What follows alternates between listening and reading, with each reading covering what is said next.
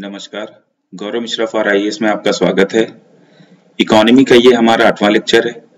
पिछले लेक्चर में हमने 3 बेरोजगारी से संबंधित और बेरोजगारी और रोजगार से संबंधित 3 हमने सर्वे डिस्कस किए थे।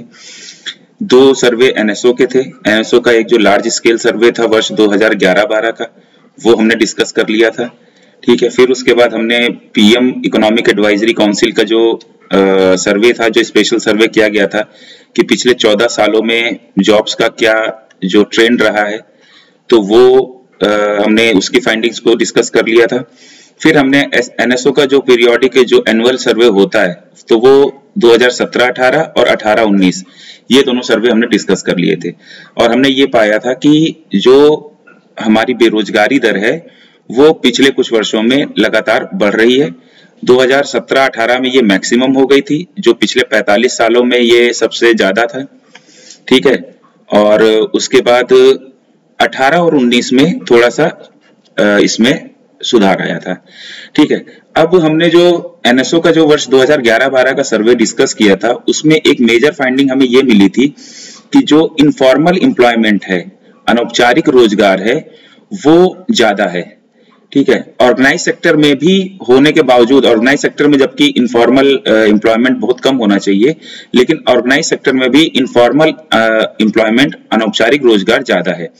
तो इसके हमने कारण भी डिस्कस कर लिए थे। तो इसी से संबंधित एक क्वेश्चन मेंस का हम डिस्कस कर लेते हैं। ठीक है, मेंस आंसर में जैसे एक क्वेश्चन आ जाए कि भारत में रोजगार का अनौपचारीकरण हो रहा है या फिर भारत में लेबर फोर्स का अनौपचारीकरण हो रहा है। ठीक है, तो informalisation of jobs is happening in India, ये अगर एक क्वेश्चन आ जाए तो इसको आप कैसे लिखेंगे? तो इस क्वेश्चन के आंसर को आप 4 पॉइंट्स में डिस्कस करेंगे। पहले पॉइंट में आप बता देंगे कि एनएसएसओ की जो 2011-12 के जो लेटेस्ट जो उनका लार्ज स्केल सर्वे था, उसमें फॉर्मल एम्प्लॉयमेंट कितना था और इनफॉर्मल एम्प्लॉयमेंट कितना था।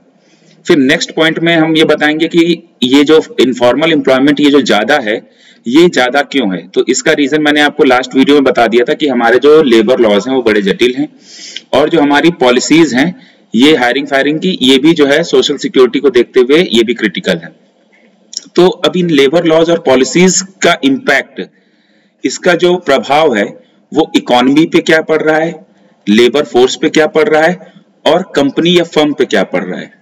ठीक है, इसको अगले पॉइंट में हम डिस्कस कर देंगे। इकोनॉमी पे मैंने बता दिया था कि ईज ऑफ डूइंग बिजनेस प्रभावित हो रहा है।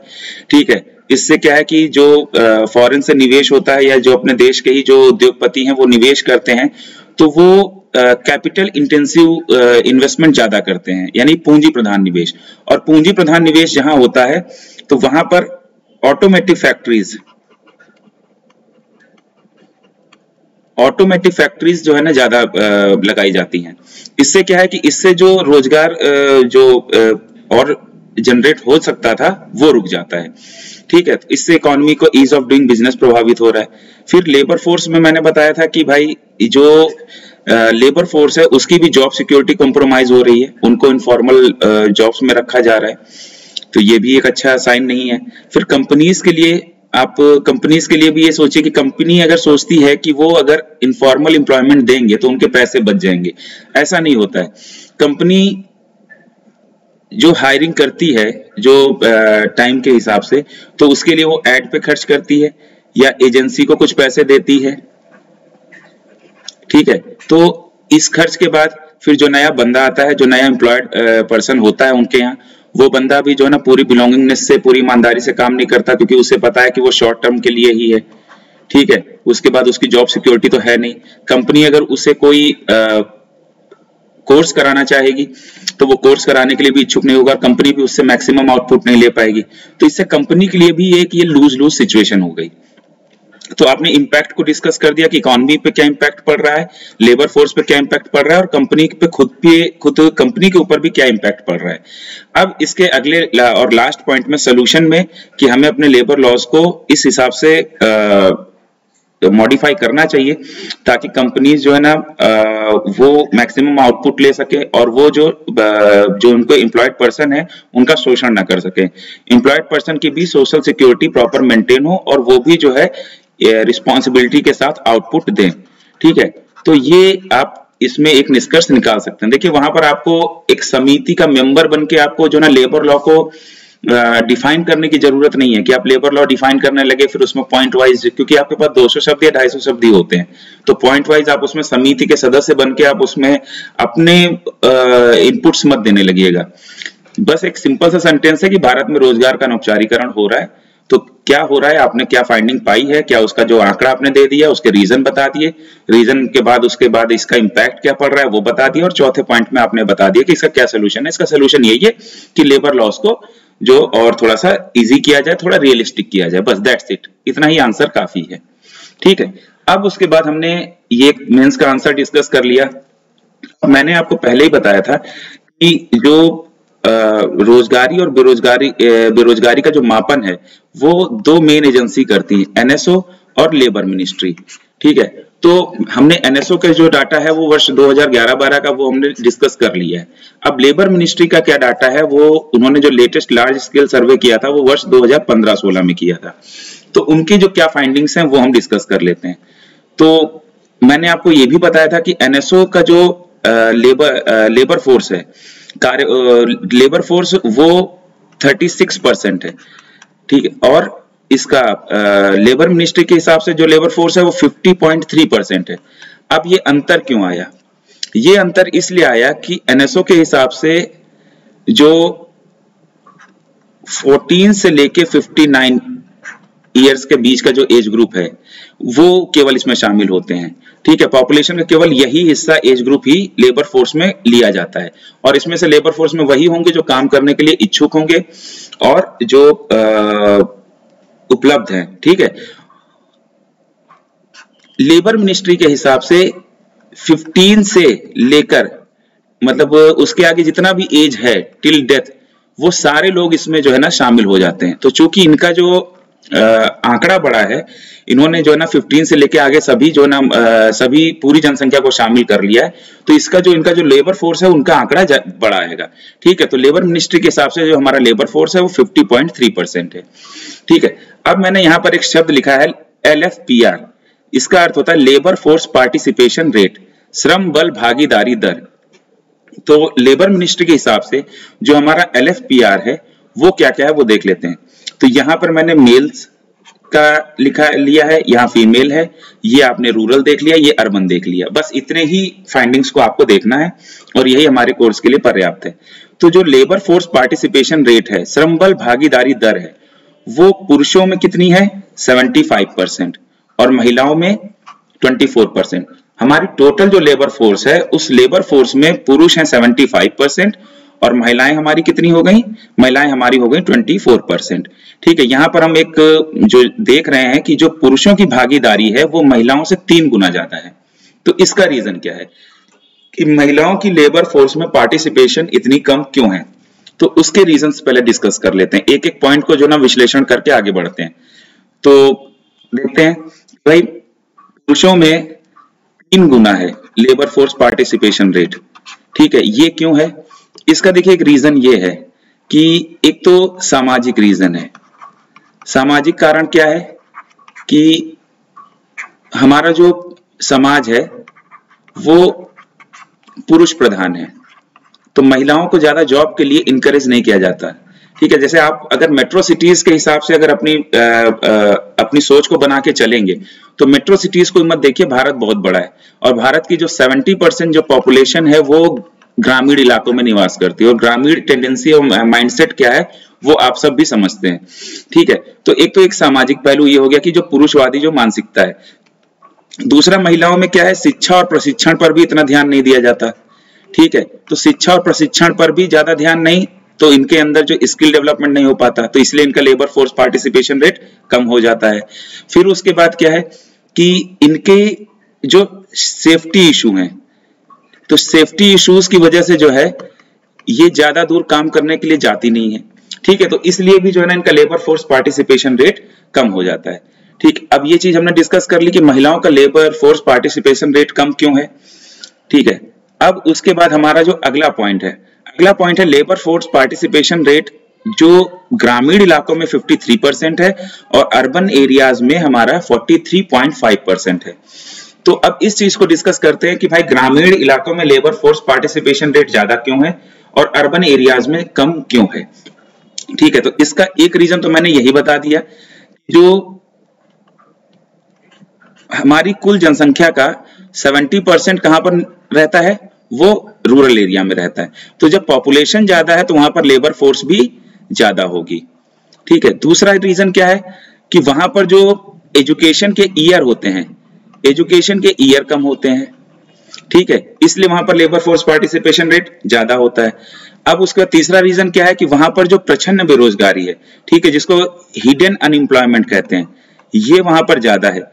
तो वहां पर आप जैसे गांव में, अपने गांव में ही आप अगर महसूस करिए तो आपके गांव में ही आप पाएंगे कि लोग 15 साल की या 13 साल की या 10 साल की उम्र से पिताजी के साथ अपना या फिर माँ के साथ गांव में जाने लगते हैं। तो इसलिए भी वहां पर लेबर फोर्स पार्टिसिपेशन रेट ज्यादा है। चौथा पॉइंट ये है कि वहां पर जो है ना, महिलाओं का भी जो है ना लेबर फोर्स में काफी बड़ा हिस्सा है, तो महिलाओं की भागीदारी वहां पर ज्यादा है, तो इसलिए लेबर फोर्स पार्टिसिपेशन रेट ग्रामीण इलाकों में शहरों के मुकाबले ज्यादा है।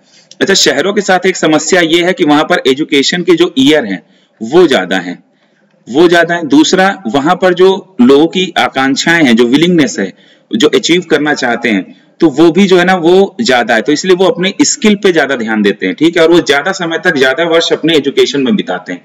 इसलिए अब देखिए, लेबर फोर्स में तब तक इंसान नहीं आएगा जब तक वो काम करने की इच्छा नहीं रखेगा। अब यहाँ पर जब एजुकेशन में ज्यादा समय बिताया जाएगा शहरों में, तो वो काम करने के लिए उपलब्ध ही नहीं होगा, और जब उपलब्ध नहीं होगा तो श्रम बल का हिस्सा, लेबर फोर्स का हिस्सा नहीं रहेगा। तो ये पॉइंट डिस्कस हो गया। अब चलिए इसे साफ कर लेते हैं पहले।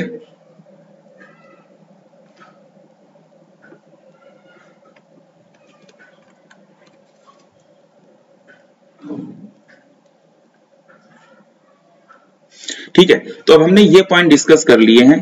हमने जो लेबर मिनिस्ट्री की जो फाइंडिंग्स थी, तो हमने इसमें 2 पॉइंट डिस्कस कर लिए हैं। पहला पॉइंट हमने ये डिस्कस किया कि मेल का जो है लेबर फोर्स पार्टिसिपेशन रेट ये इतना ज्यादा क्यों है, 3 गुना क्यों है, और महिलाओं का इतना कम क्यों है।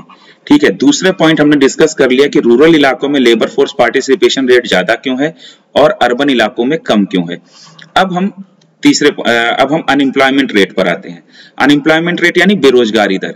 देखिए, बेरोजगारी दर हमारा क्या है कि जो पुरुषों में बेरोजगारी दर है, मतलब कि 75% में से ये जो 4% हैं ये बेरोजगार हैं। ठीक है, तो ये पुरुषों की बेरोजगारी दर हो गई। महिलाओं की बेरोजगारी दर क्या है, 8.7% है। एक तो महिलाओं की लेबर फोर्स पार्टिसिपेशन रेट ही कम है, दूसरा इनकी बेरोजगारी दर भी ज्यादा है। इसका रीजन क्या है, इसको भी डिस्कस कर लेते हैं। देखिए, महिलाओं में एक तो शिक्षा और प्रशिक्षण वाला जो इशू है, उनको शिक्षा मतलब एजुकेशन और स्किल डेवलपमेंट पे कम ध्यान दिया जाता है। ठीक है, तो इसलिए जो है ना उनकी बेरोजगारी ज्यादा हो जाती है, अनएम्प्लॉयमेंट उनका ज्यादा हो जाता है। दूसरा रीजन उनका सेफ्टी इशू है, सेफ्टी इशू है।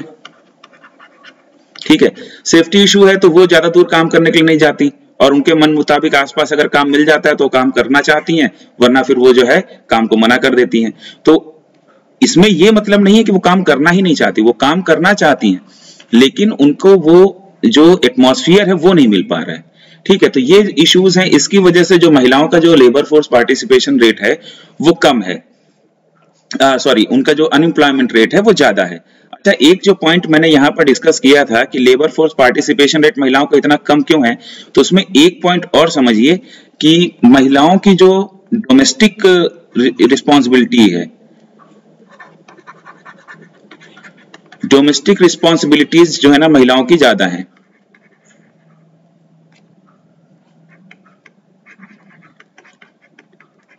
ठीक है, डोमेस्टिक रिस्पॉन्सिबिलिटीज ज्यादा है। कैसे कि एवरेज पूरे विश्व में जो एक पुरुष अगर घर के काम में 1 घंटे हाथ बटा रहा है, तो महिला 3 घंटे हाथ बटाती है। जबकि भारत में जो ये रेशियो है, अगर पुरुष घर के काम में 1 घंटे हाथ बटा रहा है, तो एक महिला 9.6 घंटे वो घर के काम में लगी रहती है।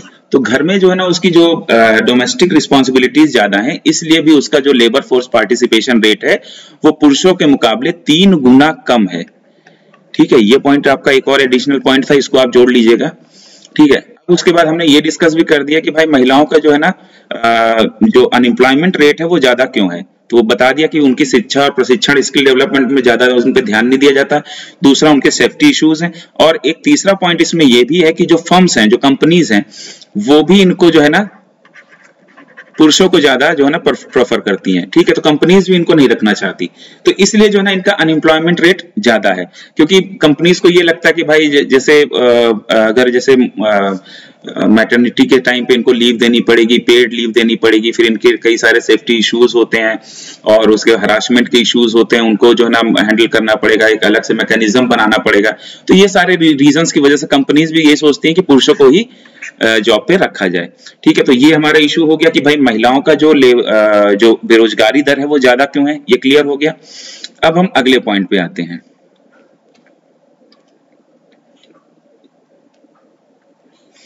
अगले पॉइंट में क्या है कि जो अनएम्प्लॉयमेंट रेट है वो रूरल इलाकों में ज्यादा है और अर्बन इलाकों में कम है। इसका क्या रीजन है? देखिए, रूरल इलाकों में क्या होता है कि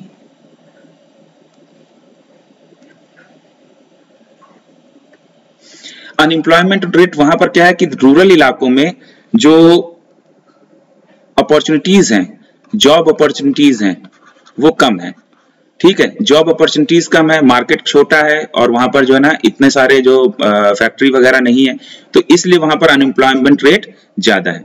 दूसरा रीजन क्या है कि रूरल इलाकों में अनएम्प्लॉयमेंट रेट ज्यादा क्यों है? क्योंकि वहां पर जो शिक्षा और प्रशिक्षण ये जो है ना कम है, स्किल डेवलपमेंट ज्यादा नहीं हो पाता। बच्चा 14 साल 15 साल या 12 साल की उम्र से ही फादर के साथ खेत पे जाने लगता है, तो इससे क्या है कि वो जो है ना प्रचंड बेरोजगारी में वो शामिल हो जाता है, वो एम्प्लॉयड माना जाता है। लेकिन अगर देखा जाए तो जो हमारा 5.1% अनएम्प्लॉयमेंट रेट है, ये काफी ज्यादा होना चाहिए। प्रचंड बेरोजगारी और दूसरा माइग्रेशन, ये दो रीजन से जो है जो शहरों की ओर माइग्रेशन हो जाता है जो ग्रामीण पॉपुलेशन का, इसकी वजह से ये जो आंकड़ा है इनका बेरोजगारी दर का ये अभी भी कम दिखाई दे रहा है, वरना ये करीब 15 से 20% के आसपास होना चाहिए था।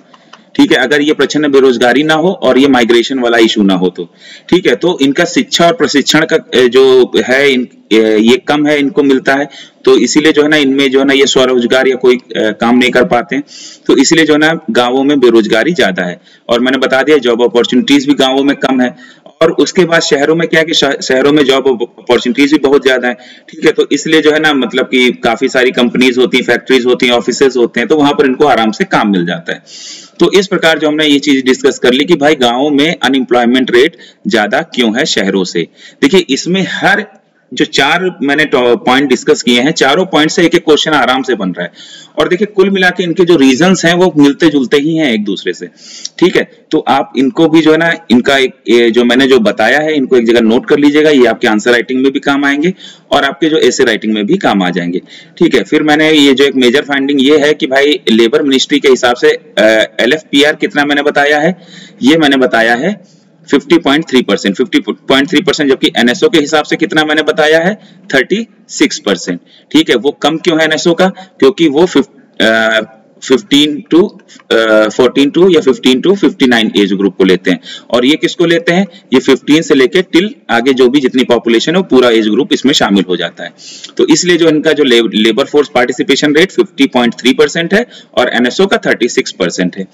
अब जो अनएम्प्लॉयमेंट रेट है इनका 5% है और NSO के हिसाब से मैंने अनएम्प्लॉयमेंट रेट कितना बताया है 2.7%। तो ये अंतर क्यों है? ये अंतर भी इसी रीजन से है कि इनके जो एज ग्रुप में डिफरेंस है, ठीक है, उसकी वजह से इनका जो है इनके अनएम्प्लॉयमेंट रेट में अंतर है।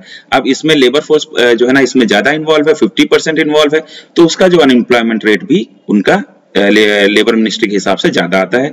और NSO का जो लेबर फोर्स वो छोटा है मुकाबले में, तो इसलिए जो है ना NSO का अनएम्प्लॉयमेंट रेट भी 2.7% आता है। तो ये आज हमने ये लेक्चर कंप्लीट कर लिया है। अब आगे की भी चलिए क्लास देख ही लेते हैं। ठीक है, अब अगला टॉपिक देखते हैं रोजगार की लोच, इलास्टिसिटी ऑफ एम्प्लॉयमेंट। ठीक है, रोजगार की लोच किसी वर्ष विशेष में आर्थिक वृद्धि एवं रोजगार सृजन के बीच का संबंध दर्शाती है। ठीक है, किसी भी पर्टिकुलर ईयर में कोई भी एक पर्टिकुलर ईयर है तो उस साल में जो क्या आपका जो रोजगार सृजन दर क्या रही, ठीक है, एम्प्लॉयमेंट जनरेशन रेट आपका क्या रहा है और आपकी इकोनॉमिक ग्रोथ क्या रही है, इनका जो रेशियो होता है वो हमारा कहलाता है रोजगार रोजगार की लोच, इलास्टिसिटी ऑफ एम्प्लॉयमेंट। ठीक है, तो the elasticity of employment indicates the relationship between economic growth and employment generation in a particular year. बात समझ में आ गई? किसी एक साल विशेष में जो आपका जो आर्थिक वृद्धि दर रही है, आपका जो जीडीपी रहा है, और उस जीडीपी के मुकाबले कितना रोजगार आपका जनरेट हुआ है, तो इनका जो अनुपात है इसको हम इलास्टिसिटी ऑफ एम्प्लॉयमेंट कहते हैं। देखिए, मान लीजिए कि रोजगार सृजन दर रही है आपकी 2% और आपका जीडीपी ग्रोथ रेट रहा है 5%, तो ये आपका जो आंकड़ा आएगा, ठीक है, तो ये आ जाएगा 0.4%। ठीक है, 0.4, ये आ गया इलास्टिसिटी ऑफ एम्प्लॉयमेंट। अब मान लीजिए कि अगर 5% ही रोजगार वो जनरेशन रेट रहा है, एम्प्लॉयमेंट जनरेशन रेट 5% ही रहा है, और इकोनॉमिक ग्रोथ रेट भी जो आपका 5% रहा है, तो आपका ये क्या आ जाएगा? ये आ जाएगा आपका 1। तो इसका मतलब आपने क्या समझा कि इलास्टिसिटी ऑफ द एम्प्लॉयमेंट जितना कम होती है उतना ही रोजगार सृजन दर कम होती है। ठीक है, और जो इलास्टिसिटी ऑफ एम्प्लॉयमेंट जितना ज्यादा होता है, ठीक है, जितना एक के पास होता है या एक से ज्यादा हो जाता है, तो वो जितना ज्यादा होता जाता है उतना ही जो एम्प्लॉयमेंट जनरेशन रेट है वो ज्यादा होता है। ठीक है, ये चीज आपको समझ में आ गई?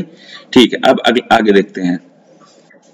अब हमें इससे कॉन्सेप्ट और निकल के आता है कि रोजगार विहीन आर्थिक वृद्धि क्या है, जॉबलेस ग्रोथ। आपने देखा कि भाई आर्थिक वृद्धि भी हो रही, दो पहलू थे उसमें। एक पहलू है कि आर्थिक वृद्धि हो रही है, और दूसरा पहलू ये है कि जो एम्प्लॉयमेंट जनरेशन, ठीक है, ये जो इकोनॉमिक ग्रोथ हो रहा है उसके अनुसार, उसी के अनुपात में एम्प्लॉयमेंट जनरेशन भी होना बहुत जरूरी है। अगर ये नहीं हो रहा है तो इसका मतलब जॉबलेस ग्रोथ जैसी सिचुएशन आ जाती है। तो इसकी परिभाषा क्या हो गई कि जीडीपी तो बढ़ रही है पर रोजगार सृजन उस अनुपात में नहीं हो रहा है। ठीक है, यह स्थिति जॉबलेस ग्रोथ कहलाती है। GDP is increasing but employment generation is not in that ratio, this situation is called jobless growth. ठीक है, तो जॉबलेस ग्रोथ की परिभाषा आपको समझ में आ गई। देखिए, ये जॉबलेस ग्रोथ और इलास्टिसिटी ऑफ द एम्प्लॉयमेंट, ये सारे जो चीजें हैं ये आगे जब चैप्टर्स में हम पढ़ेंगे तो ये आपको और अच्छे से भी समझ में आ जाएगा। ठीक है, आज हमने क्या क्या पढ़ लिया है? आज हमने जो है ना एक मेंस का आंसर डिस्कस किया है। मेंस का आंसर डिस्कस करने के बाद हमने लेबर मिनिस्ट्री के जो हमारे जो डाटाज हैं उनको हमने डिस्कस कर लिया। जो लेटेस्ट डाटा 2015-16 का है वो हमने डिस्कस कर लिया है। ठीक है, और उसके बाद उस डाटा से जो हमें क्या फाइंडिंग्स आई हैं, उन फाइंडिंग्स से कुछ इशू निकले हैं कि हमारा ये फीमेल का LFPR कम क्यों है, फिर उसके बाद इनका अनएम्प्लॉयमेंट रेट ज्यादा क्यों है फीमेल्स का, फिर रूरल एरिया में LFPR ज्यादा क्यों है, और उसके बाद रूरल एरिया में अनएम्प्लॉयमेंट रेट ज्यादा क्यों है। ये चीजें हमने डिस्कस कर ली। फिर हमने नेक्स्ट उसमें डिस्कस किया इलास्टिसिटी ऑफ एम्प्लॉयमेंट क्या है। ठीक है, रोजगार की लोच किसे कहते हैं, तो मैंने यहाँ पर आपको बताया कि इसमें दो पहलू होते हैं। एक तो पहलू होता है कि रोजगार सृजन दर, और दूसरा पहलू है आर्थिक वृद्धि। इनके बीच का जो रिलेशन है वो हमारा इलास्टिसिटी ऑफ द एम्प्लॉयमेंट कहलाता है। ठीक है, तो हमने रोजगार की लोच की डिफिनीशन को भी समझ लिया। रोजगार की लोच का जो ये इक्वेशन है वो ये है कि रोजगार की लोच बराबर रोजगार सृजन दर बटे भाग में आर्थिक वृद्धि दर। Elasticity of employment is equal to employment generation rate divided by economic growth rate. ठीक है, फिर उसके बाद हमने रोजगार की लोच से ही हमने जो है ना एक और कॉन्सेप्ट पढ़ा, रोजगार विहीन आर्थिक वृद्धि, जॉबलेस ग्रोथ। ठीक है, तो आज के लिए बस इतना ही खत्म करते हैं, और नेक्स्ट उसमें जो है ना हम क्लास में पढ़ेंगे कि रीजंस बिहाइंड जॉबलेस ग्रोथ। ये भी देखिए मेन से ही रिलेटेड है कि भारत में 1991 में जो LPG सुधार हुए थे उसके बाद जो है ना जॉबलेस ग्रोथ क्यों हुआ। ठीक है, तो ये सारे चीजों को हम अगले नेक्स्ट क्लास में पढ़ेंगे। ठीक है, तब तक के लिए आप लोग पढ़ते रहिए। धन्यवाद।